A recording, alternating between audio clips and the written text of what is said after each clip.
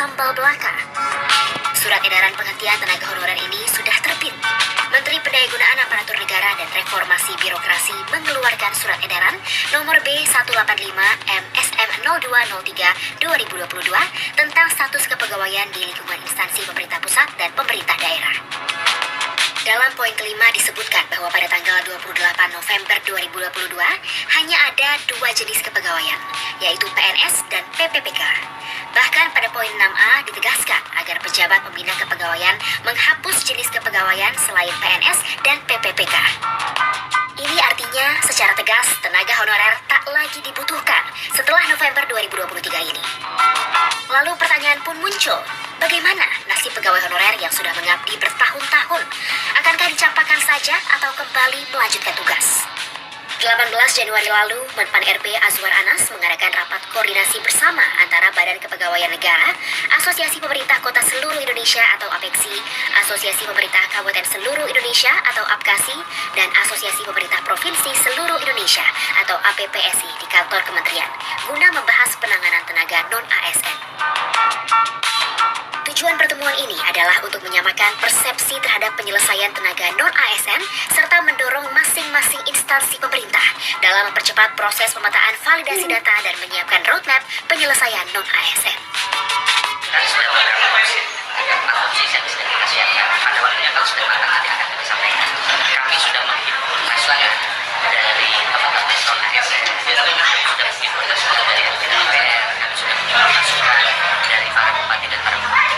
Kami sudah melakukan beberapa koordinasi dengan asosiasi dan kami juga sudah melakukan asosiasi dan teman-teman yang bergabung di dalam PES. Kita sedang cari opsi yang terbaik. Memang aturannya 5 tahun lalu meminta supaya diakhiri di November 2020. Setelah mendengar dari berbagai pihak, sedang kita kasih opsinya. Nanti kami akan lakukan opsinya sebenarnya.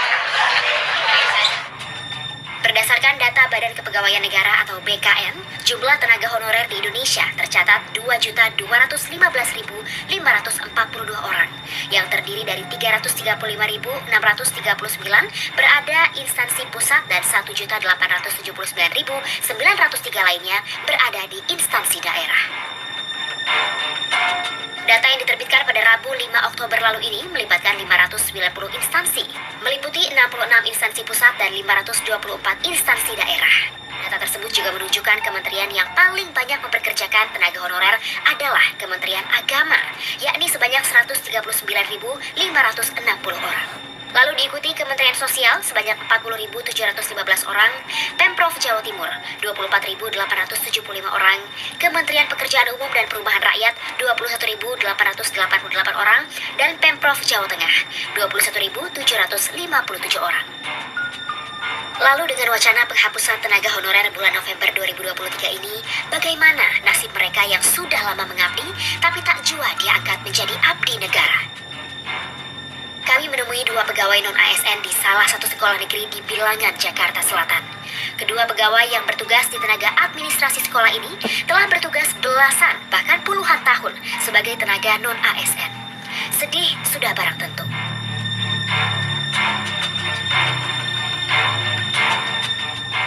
Hampir 17 tahun ya.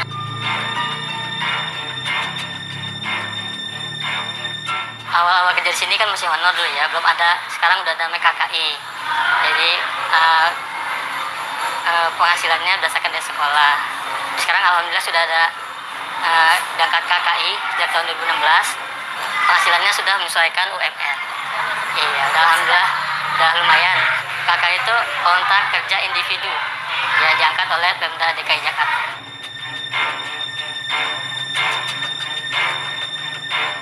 Sama nggak ada yang berat. Karena masing-masing udah ada job desk-nya. Iya.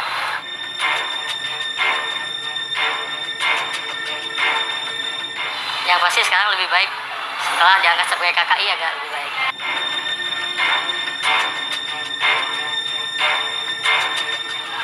Ya, KKI juga lumayan ya Mbak ya. Bisa masih jadi KKI, tetap jadi KKI. Mungkin kalau ada yang lebih baik kita coba yang lebih baik.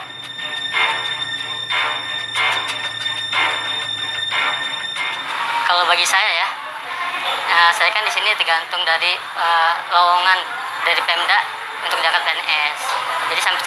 ada untuk saya lowongan. Mungkin nanti tahun ini atau tahun depan ada.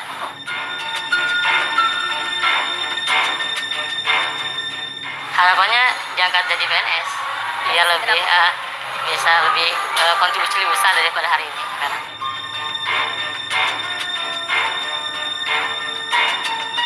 Kurang lebih 23 tahun ya Mbak ya? 3 tahun. Iya.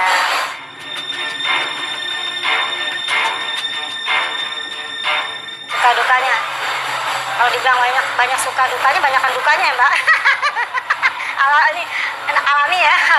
Tapi insya Allah berkah. Walaupun saya honorer puluhan tahun, insya Allah saya bisa menyekolah anak saya, bisa membesarkan anak. Yang penting kita ikhlas. Semua Allah yang lihat, semua yang tahu semua.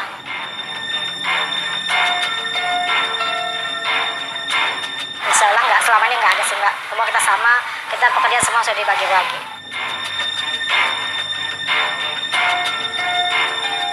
Wah, kalau dulu Mbak gaji 100.000 Mbak, 150.000. Ya insya Allah bertahap semua ya Mbak ya. Bertahap dari kecil.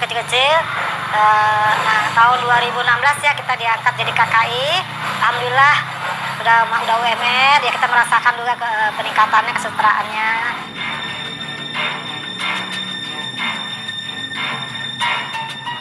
Ya, kalau itu disuruh saya jawab ya Mbak, saya beri ini ya, karena saya juga ada umur ya Mbak ya. Ya kalau memang sekolah masih memperkerjakan saya, insya Allah saya masih siap. Walaupun saya tidak diangkat jadi PNS, tapi saya berharap sebagai manusia yang normal pasti kepengen dong yang lebih baik yang baik. Tapi semua Allah yang atur semua, insya Allah ada jalannya semua, ada jalannya semua.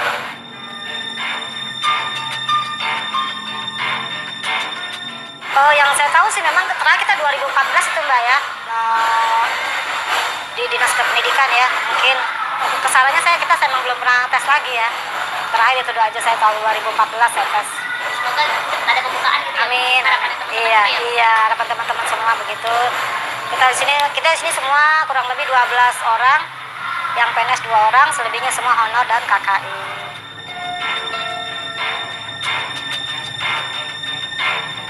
Amin, mudah-mudahan pemerintah biar bisa mendengar suara kita ya Mbak ya.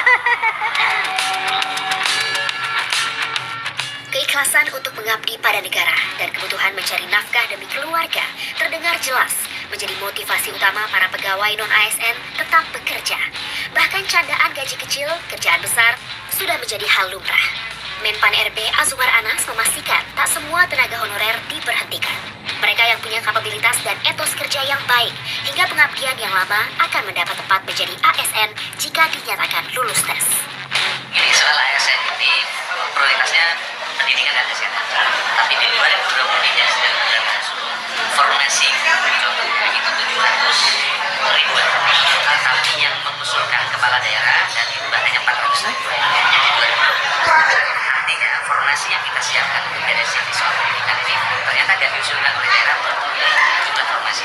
Kemenpan sudah menyiapkan rencana formasi dan mudah-mudahan target arah presiden bisa kita beresin di 2023 untuk pendidikan dan kesehatan.